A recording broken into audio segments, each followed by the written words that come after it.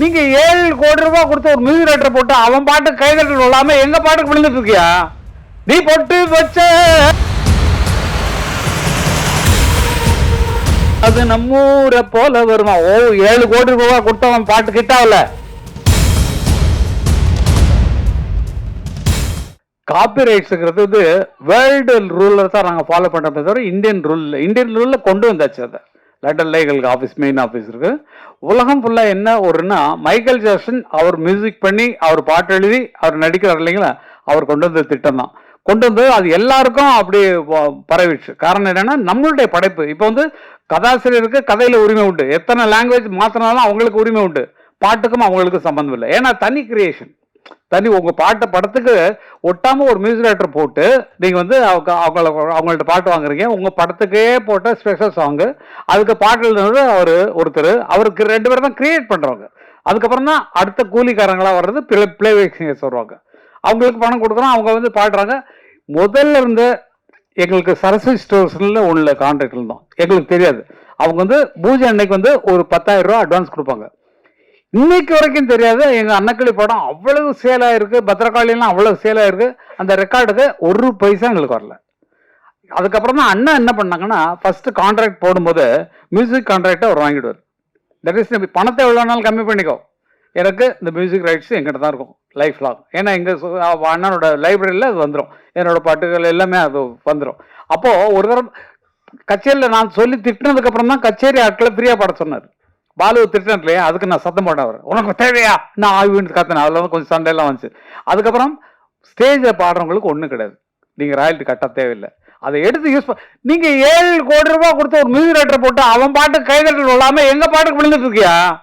நீ பொட்டு வச்ச தங்க கோடம் ஊருக்கு நீ மகுடம் போட்டோம். அந்த பாட்டை போட்டு நீங்க ஆடுனீங்கன்னு அர்த்தம். சொர்க்கமே என்றாலும் அது நம்மூரை போல வருமா? ஓ 7 கோடி ரூபாய் கொடுத்தவன் பாட்டு கிட்டாவல, எங்க பாட்டை போட்டவன கைதட்டல் வருது. ஏன் ஜோடி மஞ்ச குருவி நாடுன பாட்டு தான், சாஞ்சாடு நெஞ்ச தழுவின்னு. மியூசிக் போட்டவன்ல உன் பாட்டு கிட்டாவலையா? எங்க பாட்டு போட்டவன ஆளுக்கு கைதட்டான், உச்சிட்டு அடிக்கிறான், டான்ஸ் ஆடுறான். அப்போ அதுக்கு கூலி எங்களுக்கு வரணும் இல்லை? எங்கள் பேர் போடாமல் தானே எங்கள் மியூசிக் டைரக்டர் பணம் கொடுத்து அவ்வளோ கொடுத்து அவங்கள்ட்ட வாங்க முடியாது தானே எங்கள் பாட்டு போடுறீங்க. அப்போ எங்களுக்கு அதில் பங்கு உண்டு இல்லை? எங்களுக்கு கொடுத்துருக்கணும் இல்லை? எங்கள்கிட்ட பெர்மிஷன் வாங்க, பெர்மிஷன் கேட்டால் ஃப்ரீ அண்ணன் கொடுத்துருவார். இப்போ கேட்காம போடுறது தான் அவருக்கு கோவம் வர்றது காரணம். எங்கிட்ட கேட்கல, எங்கிட்ட பெர்மிஷன் வாங்கலை அப்படின்னு சொல்லி சண்டை போடுறது காரணம் பணத்தை ஆசை இல்லை சார், கொட்டி கிடக்கு சார். பல பேர் நினைக்கிறீங்க. ஆனால் வந்து இந்த ரூலுங்கிறது விதிப்படி நம்ம போயே ஆகணும். விதி எவ்வளோ உருவாக்குனானோ, இப்போ இவங்க கதையை வந்து வேற லாங்குவேஜில் போட்டாங்கன்னா இவங்க எவ்வளோ வேணாலும் கிளைம் பண்ணலாம்.